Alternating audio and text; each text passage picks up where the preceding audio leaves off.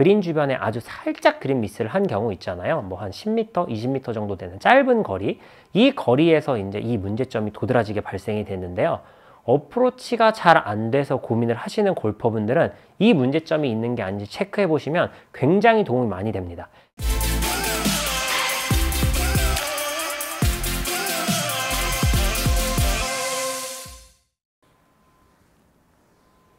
안녕하세요. 배움을 드리는 배우리 프로입니다. 이번 시간에는 얼마 전에 필드에서 있었던 일에 대해서 얘기를 좀 해보려고 합니다. 제가 이제 저한테 레슨을 받으시는 회원님들을 모시고 필드 레슨을 갔었는데 평상시에 좀 어프로치가 잘 되지 않아서 고민을 하시는 분이었어요.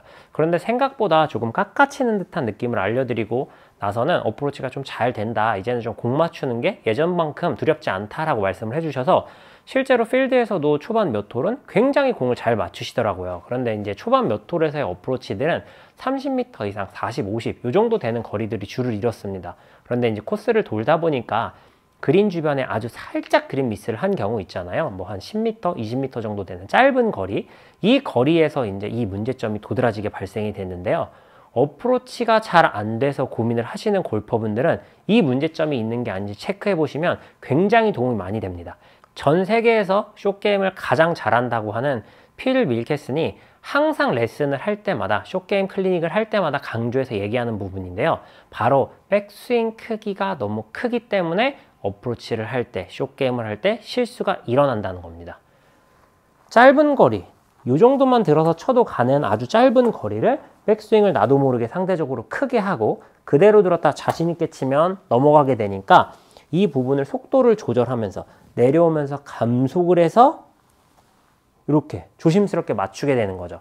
사실 이거를 가끔 제가 회원님들한테 설명하기 위해서 보여드리다 보면은 정말 손이 이렇게 막 뒤틀뒤틀 거리면서 내려올 정도로, 그리고 어쩔 땐 좀 움찔할 정도로 굉장히 이상하고 부자연스러운 동작들이 나오기 마련입니다. 그냥 이렇게 설명을 하기 위해서 보여드리는 동작인데도 그렇게 좀 뒤틀거리는데, 만약에 우리가 어프로치 할 때마다 그렇게 움찔움찔 한다고 생각해 보십시오. 그렇게 시간이 지나면 그게 바로 입스, 우리가 무서워하는 아주 그냥 공포의 대상이죠. 어프로치를 할 때마다 공을 못 맞출까 봐 어쩔 줄 몰라 하는 상황까지 가게 되는 건데요. 사실 입스는 아마추어 골퍼분들 뿐만 아니라 프로 골퍼들에게도 굉장히 많이 일어나는 실수이기 때문에 거기까지 가기 전에 멈춰 주셔야 합니다. 예를 들어서 제가 평상시에 캐리로 한 10m 정도 보내야 된다라고 할 때 이 정도 크기로 칩니다. 그러면 이제 캐리로 대략 10m쯤 떨어지게 되는데, 굉장히 짧은 거리다 보니까 아주 작게 들어서 이렇게만 쳐줘도 충분히 나가는데, 그 회원님 같은 경우에는 바로 이렇게 앞에를 쳐야 되는데 빈 스윙 때부터 깎아야 된다는 생각만 하시고 이렇게 크게 하시더라고요. 그래도 설마 거리가 이제 얼마 안 되니까 조금 짧게 치시겠지라고 생각을 했는데 그대로 더 크게 들어가지고 이렇게 진짜 한 10m 정도 쳐야 되는데 거의 30, 40m 갈 정도로 쳐버리시더라고요. 그런데 터치도 정확히 맞았고 우리가 해야 될 것도 정확히 지키면서 하셨습니다. 그러니까 공은 잘 맞추는데 잘 맞은 공의 결과가 너무 터무니없이 넘어가게 되는 거죠. 그 이유가 바로 큰 백스윙 때문입니다. 요만큼만 들어서 쳐도 갈 걸 너무 크게 들다 보니까, 그리고 자신 있게 조금은 당기는 듯한 느낌으로 공을 좀 정확하게 가격을 하려고 하다 보니까 나도 모르게 이렇게 너무 세게 치게 되는 거죠. 제가 지금 방금 친 공도 토탈 45m가 나갔습니다. 바로 앞에 홀을 두고도 이렇게 크게 치시는데 에이 설마 나는 그렇게 하지 않는다 라고 생각을 하시겠지만, 초보자분들은 물론이고 80대를 치시는데 어프로치가 잘 안 되는 골퍼분들 중에도 이렇게 하시는 분들이 꽤 많습니다.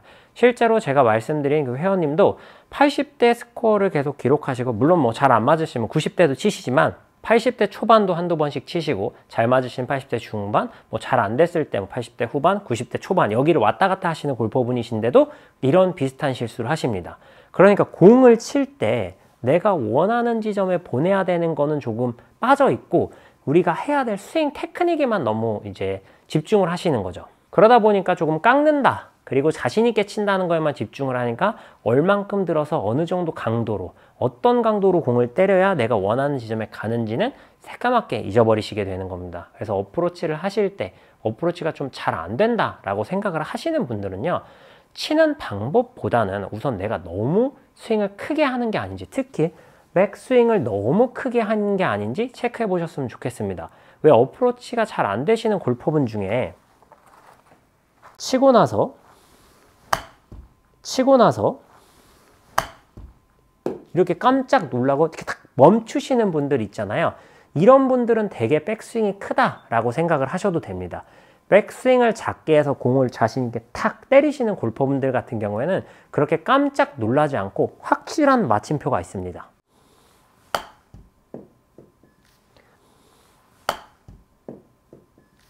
방금 전에 보여드린 깜짝 놀라는 것 같은 동작은 이런 느낌이라면, 방금 전에 보여드린 깜짝 놀라는 것 같은 동작은 이런 느낌이라면, 작게 들어서 자신 있게 치는 형태는,